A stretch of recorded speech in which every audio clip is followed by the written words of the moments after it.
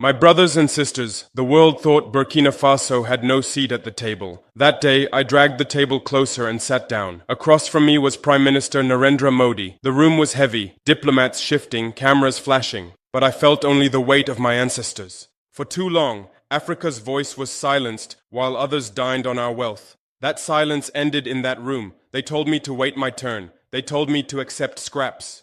But I did not come to beg. I came to deal, to trade our gold as sovereigns, not servants. $18 billion, not aid, not loans, not chains. A clean pact, written in gold, built on respect. For the first time in generations, Africa's wealth was not leaving us in chains. It was coming back as power. The West trembled, not because I signed a deal, but because I proved the truth they fear most. Africa is no longer for sale. For centuries, Africa's gold left our soil in silence. Ships carried it across oceans, and banks in Europe grew fat while our villages stayed poor. They called it trade, but it was theft wrapped in contracts. When I rose to power, I swore one oath. Burkina Faso's gold would never again leave without value returning. Not 1 ounce, not one coin. Gold is more than metal. It is blood, it is memory, it is the weight of our dignity. With it, the West built their cathedrals, their cities, their empires, but with it, we were left with empty hands. That day in New Delhi, I placed our gold not as tribute, but as leverage, a foundation of equal power. India understood. They did not come with IMF chains or World Bank traps. They came with open books, with respect, with an understanding that this time, Africa dictated the price. The West wanted to laugh. They are not laughing anymore. When the ink dried on our agreement with India, I could feel the tremor before the world even spoke. By nightfall, Washington was already burning lines through their satellites. Paris held emergency meetings, and London whispered into microphones they thought no one could hear. $18 billion. That number cut through them like a blade. Because this was not just trade, this was betrayal of their centuries-old script. They expected Africa to remain silent, to keep trading raw blood for scraps. Instead, we had flipped the script. The West called it reckless. They called me dangerous. But behind their anger was fear. Fear that one deal could become 10. That one nation could become a continent. That their monopoly on Africa's resources was cracking. I knew their next move before they even made it. Sanctions, pressure, whispers of destabilization. They always reach for the same weapons when their control slips. But this time, they are dealing with a generation that does not kneel. Burkina Faso did not just sign a contract. We sent a message. Africa's gold will no longer fund foreign palaces. It will build African futures. And that message, my friends, is shaking empires tonight. The day the deal was signed, the world's balance trembled. Not in Brussels, not in Washington, but in Ouagadougou, where a young African soldier turned president had the audacity to say, "We decide our future." $18 billion worth of Burkinabe gold was no longer chained to Paris or shipped quietly to Swiss vaults. It was flowing toward India, an old partner rising with the same hunger Africa carried. For the West, this was not just commerce, it was rebellion.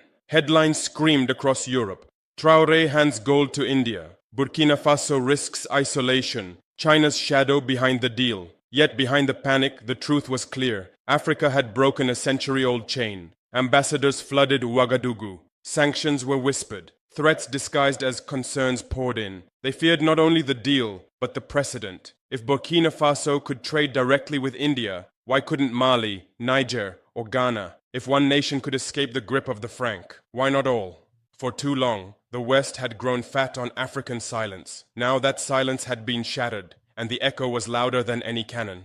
Ibrahim Traoré was not just selling gold, he was selling freedom. When the ink dried on Burkina Faso's $18 billion gold deal with India, the tremor did not stop at the nation's borders. It rolled like thunder across the Sahel, reaching villages and capitals alike. Mali's leaders called it a new dawn. Niger's streets buzzed with talk of gold for freedom. Even Ghana and Senegal, long tied to Western banking systems, suddenly questioned their old loyalties. For decades, Africa's riches had been siphoned through foreign ports, its people left with crumbs. But Traoré's move was different. It showed the world that a small, landlocked nation could turn its resources into power, not debt. Farmers, soldiers, and market women in Ouagadougou whispered the same word: dignity. Regional leaders began to gather, not in Paris or Washington, but in Bamako and Niamey. There was talk of creating a united Sahel economic bloc, with gold, uranium, and grain as bargaining chips. India, China, and even the Gulf states lined up at the doors, eager to build ties without the old colonial leash.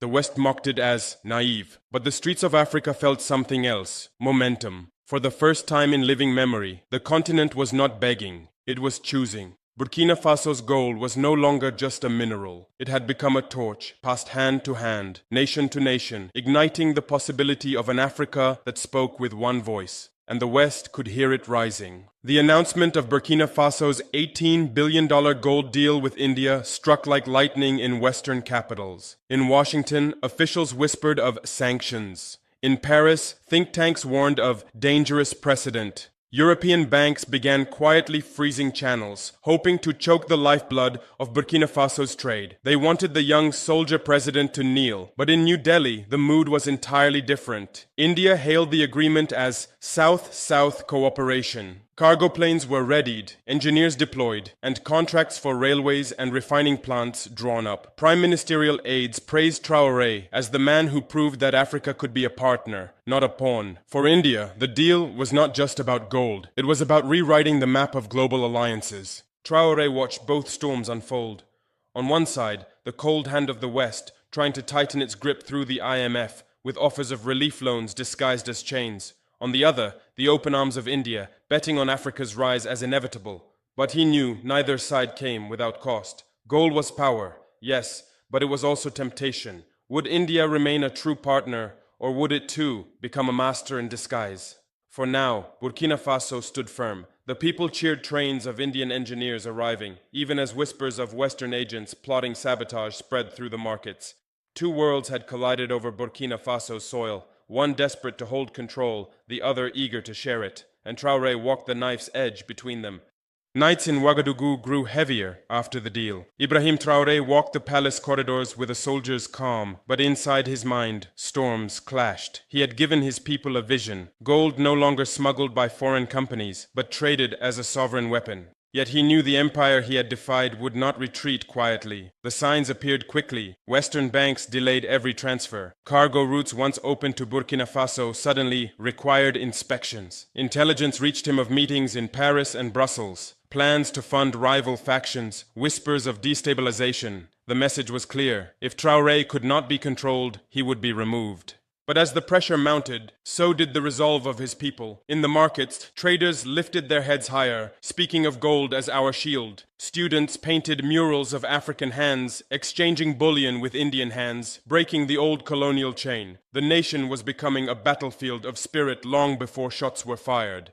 Traoré paused at his desk one evening, staring at a single gold bar placed before him. To the West, it was a commodity. To him, it was survival. He whispered to himself, "They cannot take what belongs to the people." The silent war had begun, not with armies, but with sabotage, propaganda, and financial strangulation. And in that quiet tension, Traoré prepared his next move. The ink was barely dry on the $18 billion gold pact with India when the first shockwaves hit. Washington sent envoys whispering about stability. Paris rushed to call emergency meetings. Brussels issued warnings dressed as concern. But what they feared wasn't just the gold. It was the precedent. For the first time in modern history, a young African nation was setting the terms. I was not begging. I was not bowing. I was providing gold for technology, gold for sovereignty, gold for Africa's tomorrow. They wanted chaos, but what they got was order. They wanted weakness, but what they saw was strength. And as their newspapers screamed of geopolitical instability, our miners worked with renewed pride. Our engineers drew up blueprints for factories. Our people began to dream with their eyes wide open. The West had long thought Africa could be bullied into silence, but now they saw something they could not control. Partnership without permission, progress without plunder, dignity without debt. The panic in their capitals was proof that Africa rising was not fantasy. It was already happening. And it had started with gold, with courage, and with a deal they could never undo. The West moved quickly like a wounded beast. Sanctions were whispered. Banks began reviewing transactions. Foreign media painted me as reckless, dangerous, unfit. They wanted the world to see a villain, not a leader. But let me be clear. When you own your gold, when you command your resources, you cannot be broken by headlines. Every attempt to isolate us only proved their fear. Every sanction became a badge of honor. India stood firm. The deal remained untouched. And as news spread, other nations began to ask the same question. If Burkina Faso can stand tall, why not us? South Africa whispered about coal. Nigeria spoke of oil. Mali and Niger, my brothers in struggle, nodded with pride. A chain reaction had begun, and no empire could stop it. The West tried their usual tactics: divide, threaten, destabilize. But this time, Africa had something new. Unity forged in suffering, ambition fueled by our own wealth, courage led by a generation unwilling to kneel.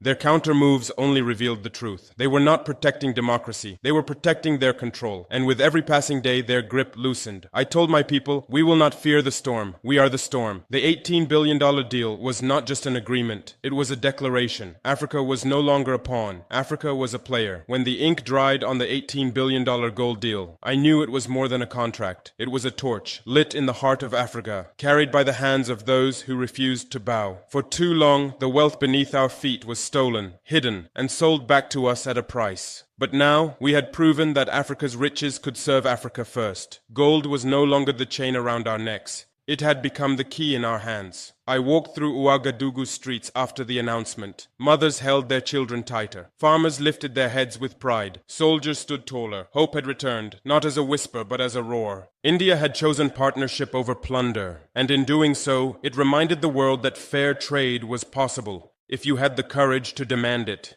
But this dawn is not mine alone. It belongs to every African who dared to dream. It belongs to the ancestors who resisted, the youth who fight, the nations who rise together. The West will not stop. They will scheme, they will threaten, they will try to break us. But this time, Africa is not afraid. This is the beginning of a new era, the era where Africa speaks with its own voice, stands on its own wealth, and walks its own path. And I promise you this, the sun that has risen in Burkina Faso will not set.